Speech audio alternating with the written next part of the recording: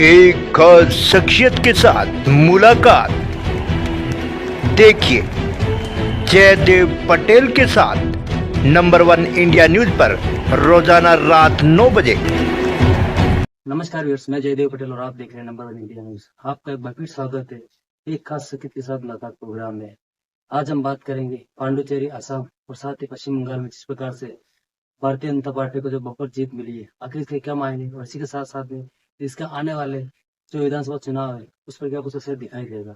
इन्हीं तामों की बात के लिए हमारे साथ खास सामान है भारत सरकार में ऊर्जा और साथ ही नवीकरणीय ऊर्जा मंत्रालय के राज्य मंत्री श्रीपाद सुनायक। श्रीपाद सुनायक जी, आपका बहुत बहुत स्वागत है आज हमारे प्रोग्राम में। नमस्कार जी, थैंक यू। श्रीपाद सुनायक जी, आपसे मेरा पहला सवाल है कि पांडुचेरी, पश्चिम बंगाल और असम में जिस प्रकार से बम्पर जीत हासिल हुई भारतीय जनता पार्टी को, इसके क्या मायने आप देखते हो? जीत कितनी अहम है भारतीय जनता पार्टी के लिए? पूरा देश जानता है जो जिस तरह से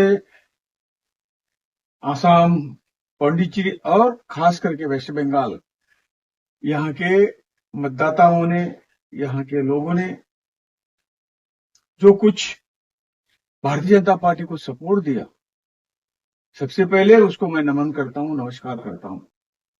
उन्होंने सही परिस्थिति का आकलन करके आज देश को किसकी जरूरत है ये सब उन्होंने नापा और बहुत बड़ी जीत उन्होंने भारतीय जनता पार्टी को दे दी। मैं इसके बाद में हमारे प्रधानमंत्री, यशस्वी प्रधानमंत्री श्री नरेंद्र भाई मोदी जी को तहे दिल से धन्यवाद देता हूं। उन दोनों के प्रयास से माननीय प्रधानमंत्री और हमारे होम मिनिस्टर श्री अमित शाह जी, जिस तरह से उन्होंने वहां प्रयास किए, कार्यकर्ता को चैनलाइज किया और जिस तरह से गाइड किया, इसके बलबूते पर ये जो विजय मिली है, ये बहुत विजय देश के इतिहास में लोग उनका याद करेंगे। पश्चिम बंगाल में क्या था आप सब जानते थे, और आज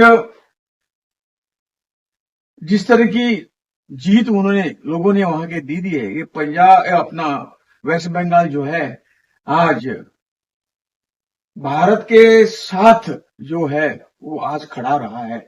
और जो कुछ वहां जिस तरह से लोकशाही, लोकतंत्र की जो ठट्टा हो रही थी, जो जिस तरह से गुंडागिरी, माननीय दीदी की गुंडागिरी चल रही थी, उसके मतलब देश का एक बड़ा हिस्सा एक अलोकशाही का तरह से कृत्य कर रहा था।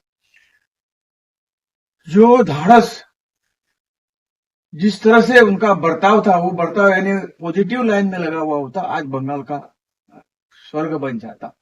लेकिन ये जिम्मेदारी आज लोगों ने भारतीय जनता पार्टी नरेंद्र भाई मोदी जी के ऊपर सौंप दिया है। मुझे पूरा विश्वास है जिस तरह के देश का विकास आज आगे बढ़ता है, वही बंगाल भी उसमें आज शामिल हो गया है। आसाम तो था ही था, आसाम का और आगे विकास होगा, पांडिचेरी का भी और आगे विकास होगा। और इसका पूरा श्रेय मैं प्रधानमंत्री जी को और इन्हीं राज्यों की जनता को देता हूँ। उनको बहुत बहुत धन्यवाद। विपक्ष सुनायक जी, लेकिन कहीं न कहीं इसको लेकर के जो विपक्ष है वो हमलावर है। विपक्ष का ये मानना है कि केंद्रीय एजेंसी का दुरुपयोग करके भारतीय जनता पार्टी जो सत्ता में आई है। आखिर उनको बोलने के लिए कुछ नहीं है। जो लोगों ने उनको जिस तरह से रास्ता दिखाया है, घर का रास्ता दिखाया है, उसका प्रतिक्रिया तो कुछ ना कुछ कोई अपने ऊपर नहीं लेता है, किसी का आधार पकड़ के इसीलिए हम हार गए। जब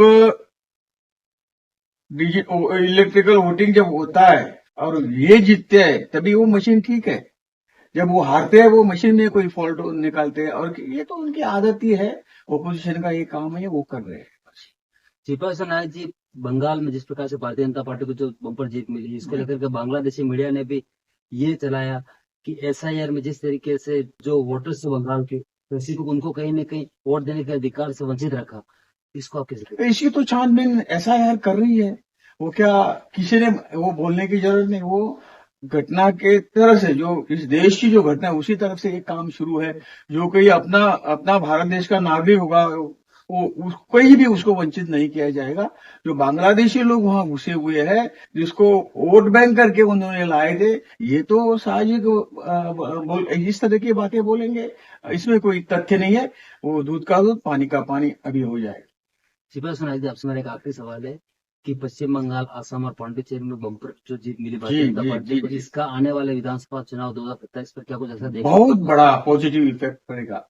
आज लोगों ने जाना है कि लोग देश की जनता क्या चाहती है। जो सरकार भारतीय जनता पार्टी की नहीं है, कहीं साउथ में कहीं राज्य हो, लेकिन ज्यादा से ज्यादा लोग आज जानने लगे विकास क्या है इस लोकतंत्र में, किसके साथ हम रहना है, ये अभी तय होगा है। जो कुछ बाकी स्टेट जो बचे हुए हैं वो भी आने वाले समय में भारतीय जनता पार्टी से जुड़ जाएंगे, ऐसा मेरा पूरा विश्वास है। क्योंकि जिस तरह से हमारे प्रधानमंत्री मोदी जी कार्य कर रही है, इस देश को एक जो टारगेट रखा है जो 2047 में, हाँ, ये देश विकसित भारत कैसा होगा इसी के लाइन के ऊपर आज हमारी सरकार चल रही है। और ये आपने विकास के बारे में देखा नहीं, उसको मैं कहने की जरूरत नहीं है। और यही लोगों ने आज जो सपोर्ट किया है उससे और हम पहले आगे जाएंगे। इस 2047 को भारत को विकसित राज्य बना के ही रहेंगे। यही तो ये लेके हम चल रहे हैं। सिपाही सुनाई दी आपने बोले समय निकाला, उसके लिए आपको बहुत बहुत धन्यवाद। थैंक यू, धन्यवाद जी।